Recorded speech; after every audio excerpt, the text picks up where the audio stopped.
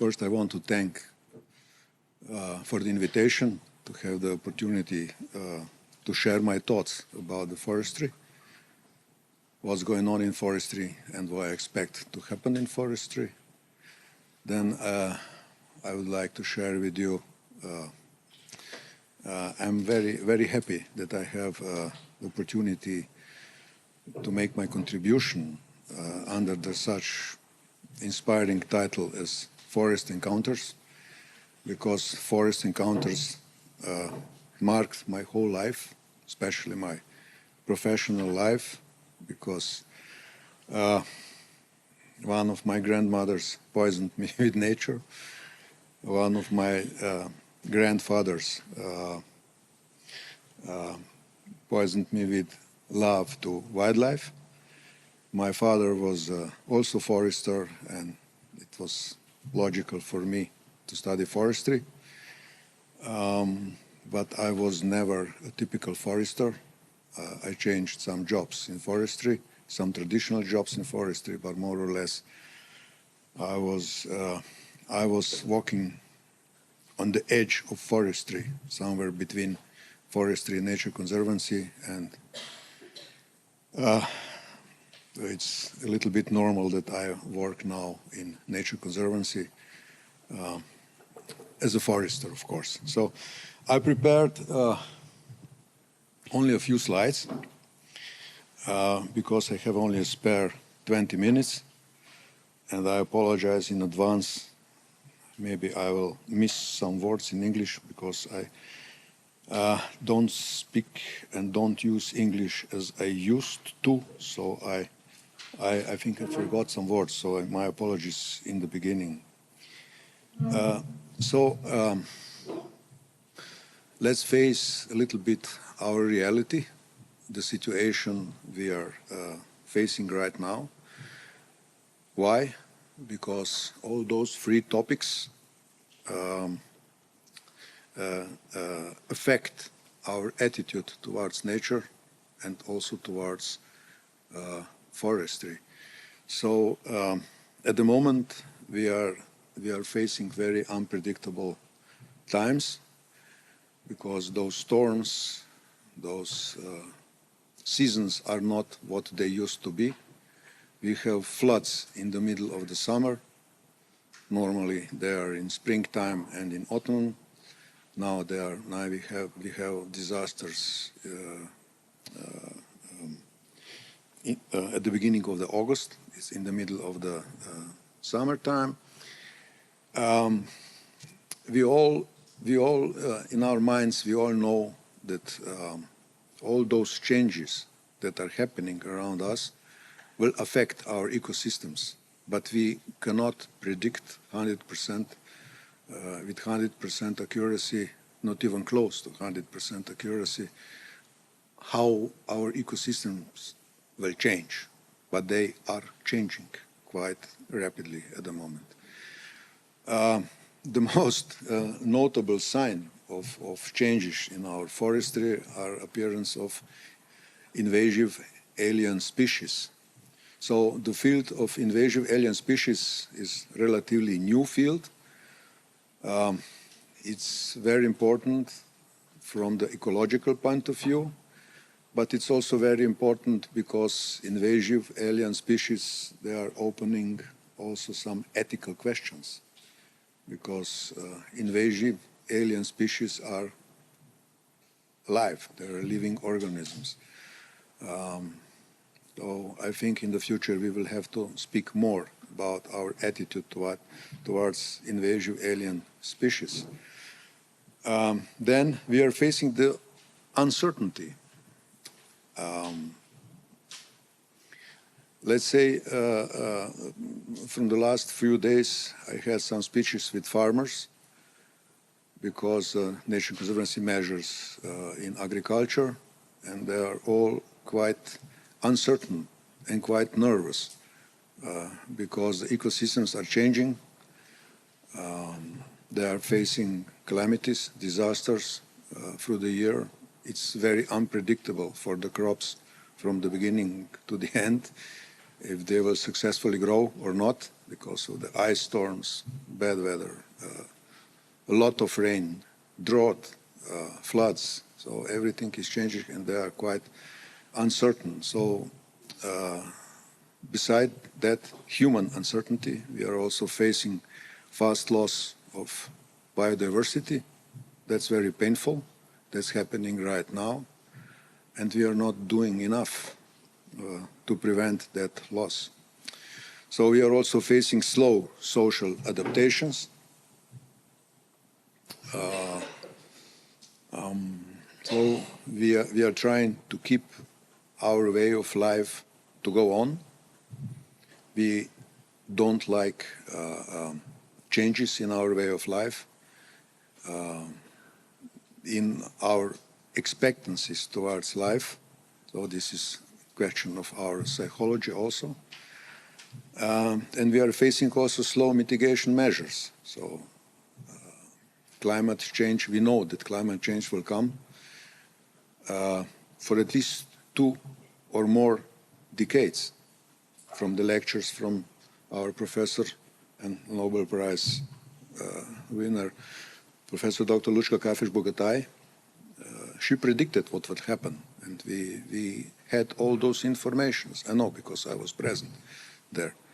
But nothing really, we didn't really adopt. We, as a society, we really didn't really adopt. So quite difficult times are in front of us. And then the third point, which is also affecting our attitude toward forests and nature, are social nervousness, because let's say, because of the climate changes, because of the economic migrations of nations, war zones, possible war zones in Europe or in the world. So we are all a little bit nervous about that. I hope you are all following social media and some independent news agencies to have right informations, not the propaganda from one or another involved in the war. So I think we are as a society quite nervous at the moment. Then, if we dive a little deeper, and we are speaking about forests, we cannot avoid that our forests are owned. All of our forests have their owners. And this is the situation of Slovenia, of my country. So it's a pity. We have only 20% of the state forests or state-owned forests. Majority of the forests are in private ownership, and a small percentage is in ownership of local communities. So this is not a good situation. And furthermore, those private forests are divided into very, very small forest ownerships. So this is also not a good situation, but good situation is that we are one of the most forested country between the members of the European Union. We have 58% of the forests.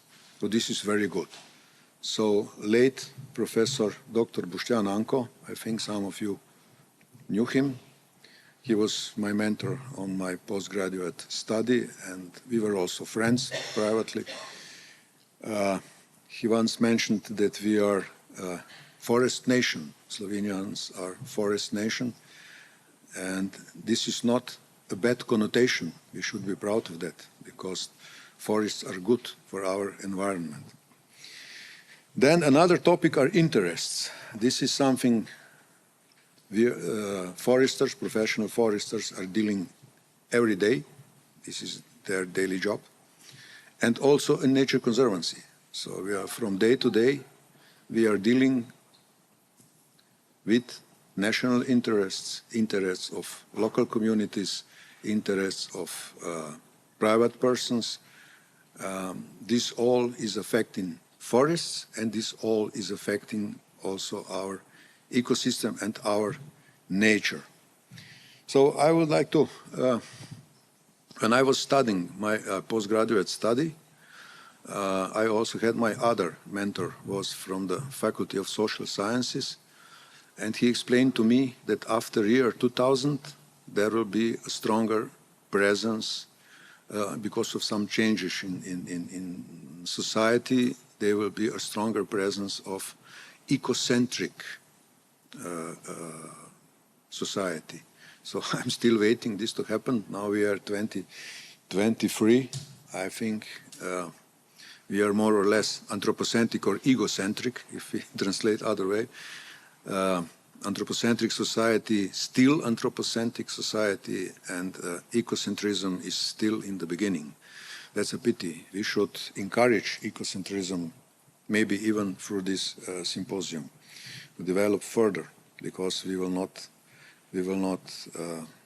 survive other way.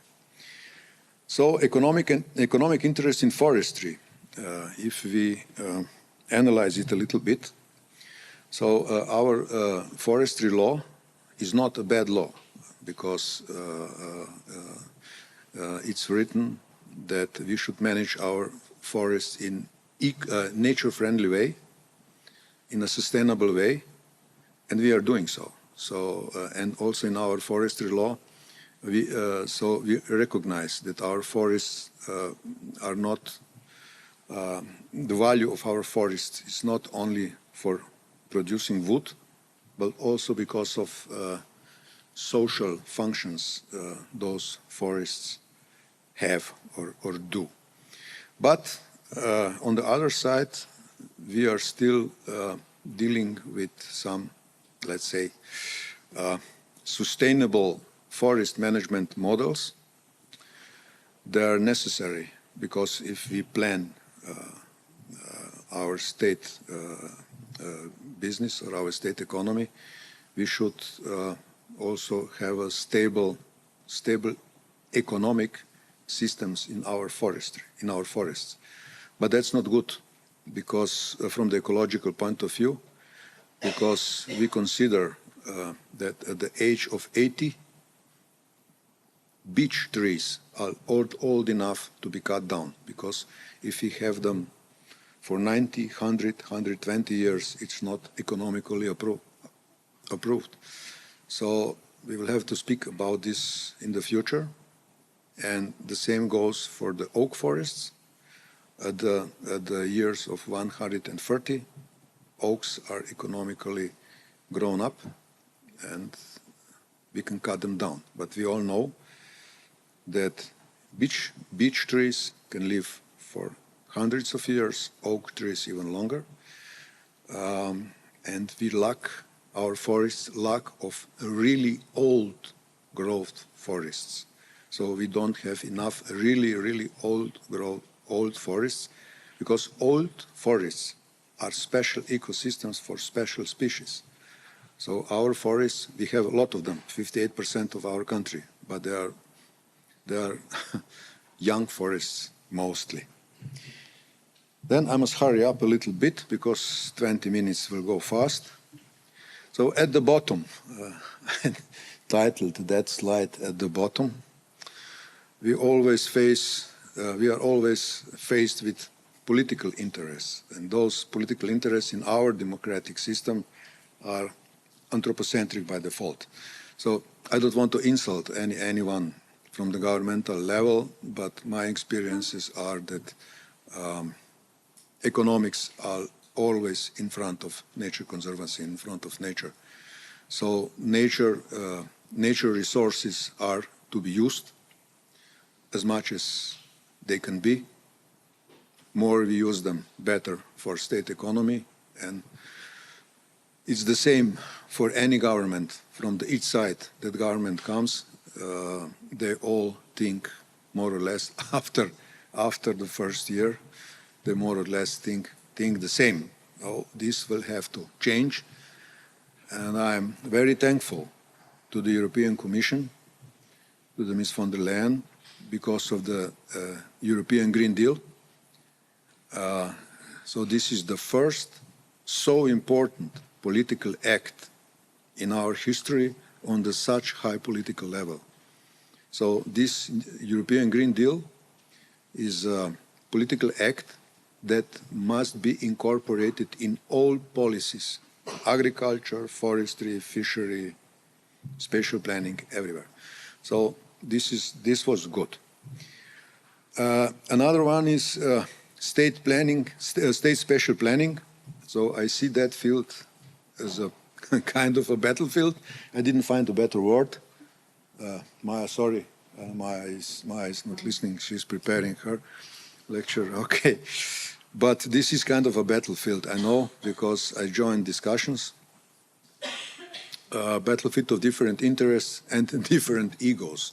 I wrote down importance, but these are egos. So who is more important? Is the energy sector more important? Is forestry sector more important? How important is nature conservancy? What is more important? So this is a battlefield when we talk about our state spatial planning.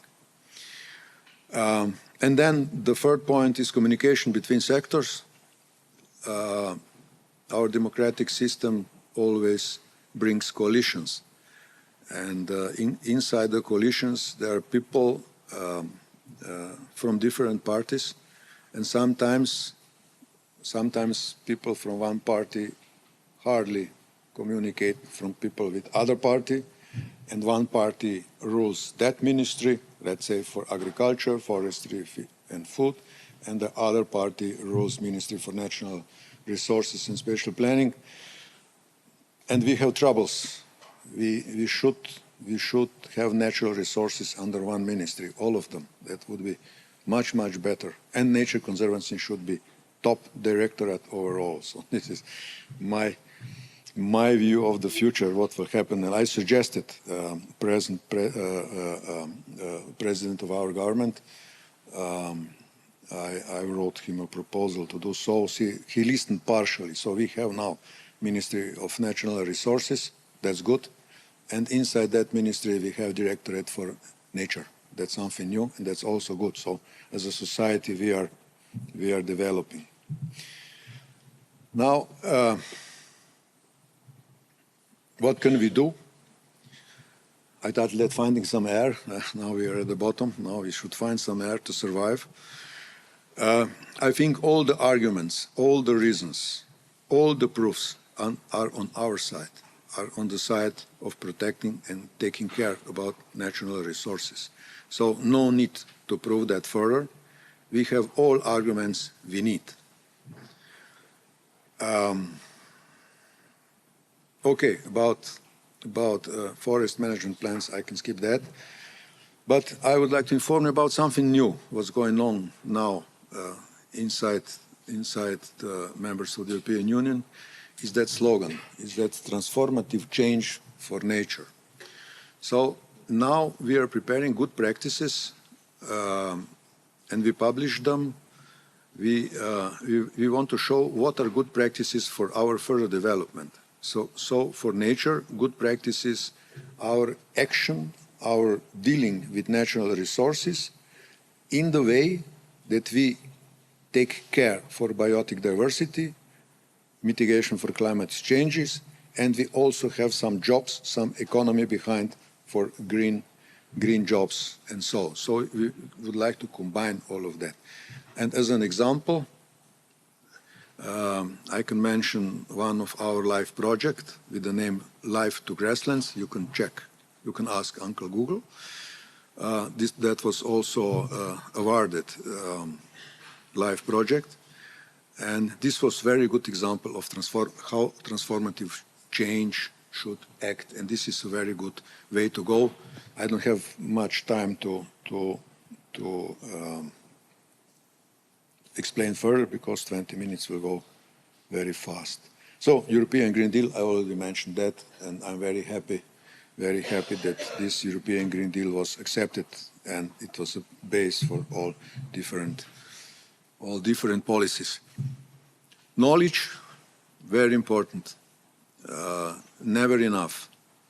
But environmental knowledge should be dispersed to other fields. Let's say when we have a dialogue with energy sector, they don't know much about Natura 2000. They don't know much about functioning of the ecosystem. but they should know more. So our educational system should be improved. I think no one should finish secondary school or gymnasium or secondary school or even faculty without knowing the basic facts about nature conservancy. So when I speak, let's say, with construction engineers, they should know what Natura 2000 is, what are the limitations.